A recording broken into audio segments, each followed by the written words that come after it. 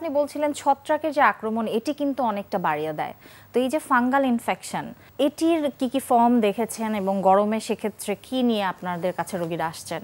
আমার 28-29 বছরের ডাক্তারি জীবনে তো বিভিন্ন রকম ফাঙ্গাল ইনফেকশন দেখেছি, কিন্তু গত 4-5 বছর যে বাংলাদেশে ফাঙ্গাল ইনফেকশন এটা মারাত্মক।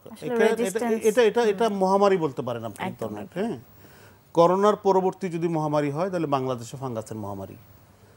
এটা মহামারী চলতেছে, ফাঙ্গাস কোনোভাবেই কোনো ওষুধেই ভালো হচ্ছে না। আগে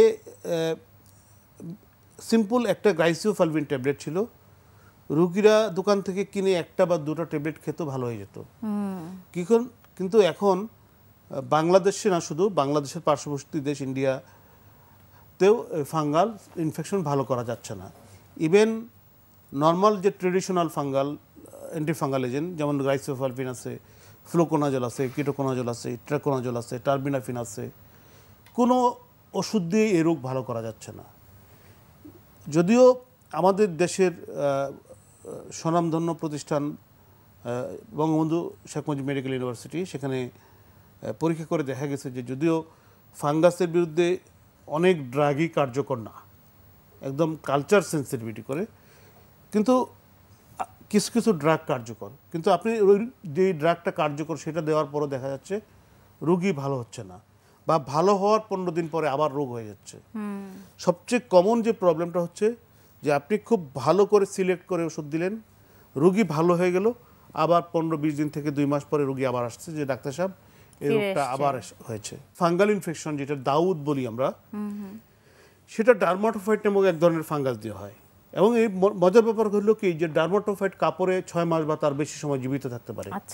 তা আমি যদি একই কাপড়, ধরেন আমি ওষুধ খেলাম, কালকে আবার এই কাপড়টাই পরলাম, তাহলে কিন্তু এই কাপড় থেকে আবার শরীরে কিন্তু জীবাণুটা গেল, ফলে পুনরায় আক্রমণ হইতেছে। এটা প্রিভেন্ট করার জন্য আমরা বলে থাকি, এবং এটা সবচেয়ে জরুরি এখনকার যুগে ফাঙ্গাল ইনফেকশন প্রিভেন্ট করার জন্য, যে প্রতিদিন আপনি কাপড় আয়রন করে পরবেন, আপনি যেই কাপড়ই পরেন না, ইভেন আন্ডারগার্মেন্টস সহ।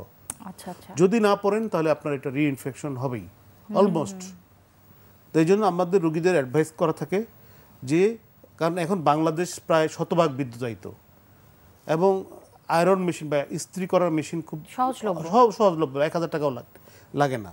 ফলে আমি রোগীদেরকে বলি প্রত্যেককে যে আপনি প্রতিদিনের কাপড়, আপনি গোসল করে যে কাপড়গুলো পরবেন সেগুলো আয়রন করে নিয়ে আপনি বাথরুমে যাবেন, আয়রন করা কাপড় পরবেন।